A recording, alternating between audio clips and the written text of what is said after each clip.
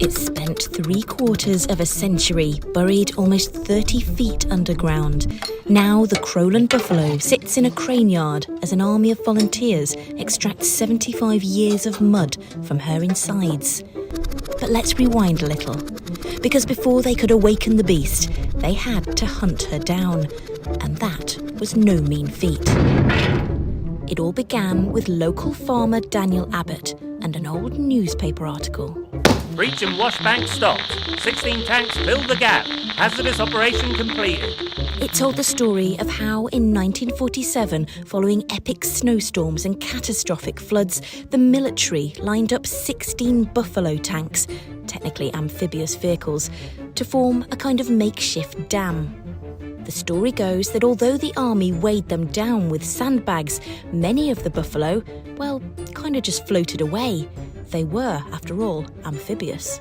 Tanks whirled away like matchsticks. One swung out of position and disappeared in a 28 feet deep hole. For decades after the floods, rumours flew that 4 buffalo were buried beneath Crowland. Schoolchildren would go down in their holidays with buckets and spades and dig. Then, in 2018, Farmer Daniel was at a tractor rally at RAF Wittering. He got chatting to the station commander, who volunteered the services of their bomb disposal squadron. They came down with their bomb-detecting gear and concluded that there was definitely something buried beneath Crowland. So I wrote to the MOD asking them if there was anything left behind. They said, reply back, we'd forgotten about it, and there could be a possibility something left behind. What would I want to do with it? More people joined Daniel in the hunt. A drone survey picked up heat signatures in the ground. A mini digger was deployed, but it could only reach 10 feet down. There was no buffalo to be found. Geophysics experts did a full scan of the area, confirming the GPS coordinates where they thought it lay. They needed to dig. But by now, the weather had set in. The water table was too high. They also needed someone who could dig kind of deep.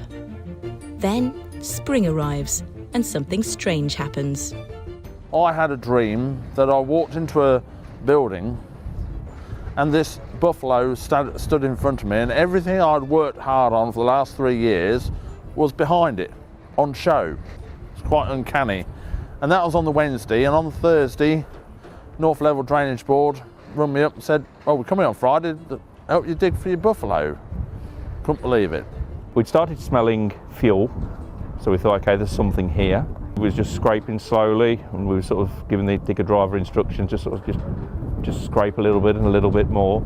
And then all of a sudden we just scraped the rear tailboard on the buffalo. The digger bucket just came along the top and just drew a nice steel line, and we went, right, stop, and we'd found it. That was quite a moment, because we got the buffalo, we understood its orientation, and we figured out we could get that out. When we climbed down, the brass catches on top, everything worked.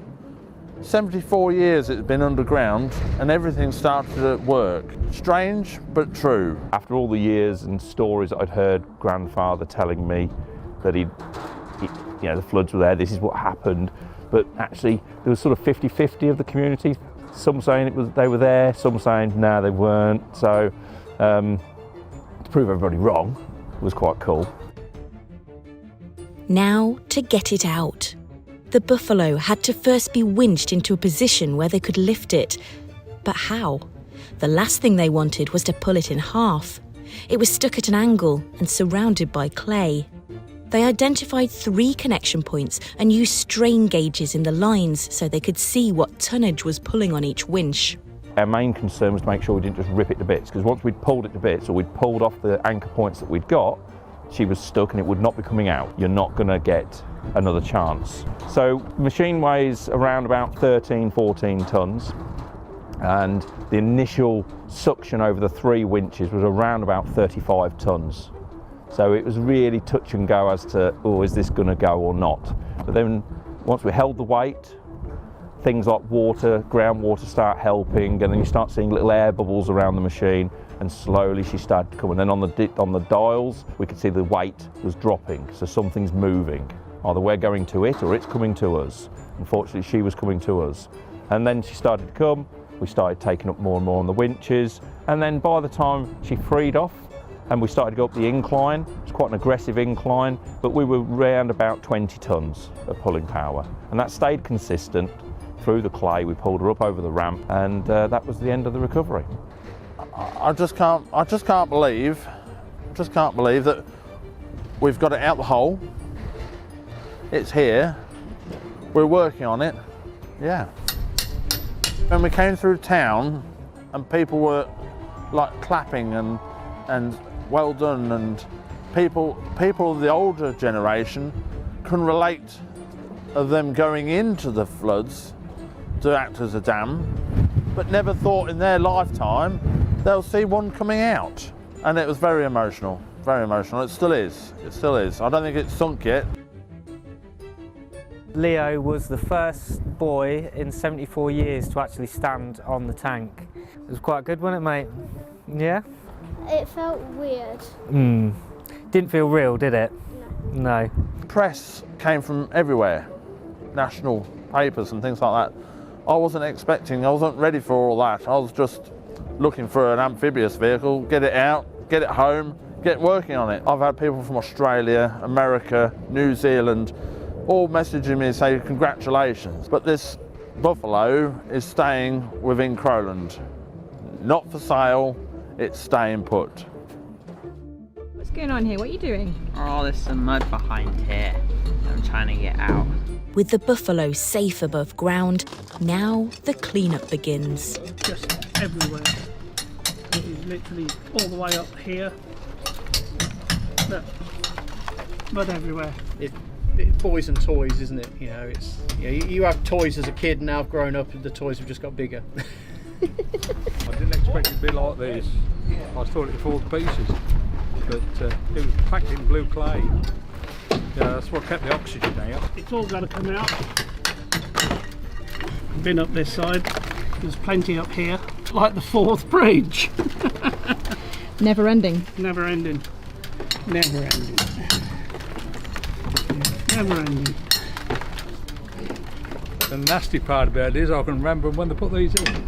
Where I live now, over at Dowsdale, the water come up to the road there from Crowland, that's 4 mile, and it come up the road there just as if it was the seaside. There's literally wounds on the Buffalo that are now starting to tell a story, and there's different little stories coming up. Did she go across the Rhine? Was she involved in certain other explorations? And that's now starting to come out. I think the back half is, I think it's a Northamptonshire Yeomanry, and the front half insignia is 4th Royal Tank Regiment, apparently. You think they could get it running again? Not this one, no. Crankcase is busted down on it. Yeah, crankcase is corroded through. Yeah. The engine's knackered, but we're looking for another engine to go in for show. Do we get it running? Does it ever move again? That's in the land of gods, I'm afraid. There's 3 more there, in the same place. 2 of them's in the pits, well they use the fishing pits now, and they'll be gone because oxygen's got at them, but there's another one next to this. It's on its side, I think they said, when they've done the geophys and that, but it could be in the same condition as this one.